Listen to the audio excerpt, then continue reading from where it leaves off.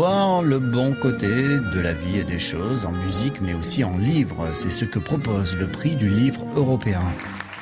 Pour sa 5e édition, le jury, présidé cette année par l'écrivain britannique Julian Barnes, a décidé de récompenser dans la catégorie roman le journaliste allemand Maxime Léo pour Histoire d'un Allemand de l'Est, un récit autobiographique dressant un portrait sans concession de la vie quotidienne en RDA.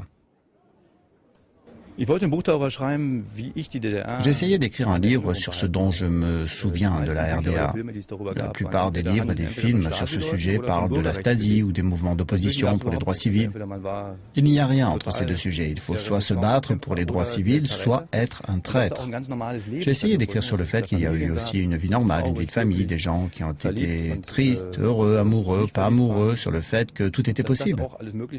Comme je me connais très bien et que je connais ma famille, donc j'ai raconté une histoire sur ma famille.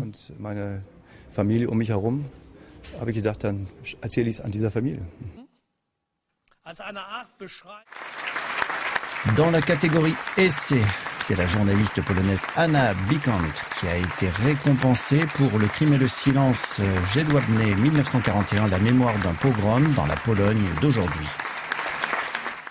Bien sûr, c'est une histoire très éloignée, mais je raconte aussi qu'est-ce qui s'est passé pendant 60 ans d'oubli. Et il me semble que ça, c'est un vrai sujet, le sujet de la non-mémoire. Qu'est-ce qui se passe quand nous ne nous rappelons pas des choses qui se sont passées? Et dans ce sens, c'est un problème de toute l'Europe parce que nous avons tout le temps des problèmes avec le passé. Cette année, le jury était donc présidé par Julian Barnes. C'est le début de l'histoire de ce prix. Ces premiers jours, il a été annoncé pour la 5e fois uniquement et je pense qu'il peut devenir beaucoup plus grand et important. Peut-être y aura-t-il un Nobel européen. Fondé en 2007 par l'association Esprit d'Europe, ce prix récompense un ouvrage exprimant une vision de l'Europe et publié dans l'un des 27 pays membres de l'Union européenne au cours de l'année écoulée.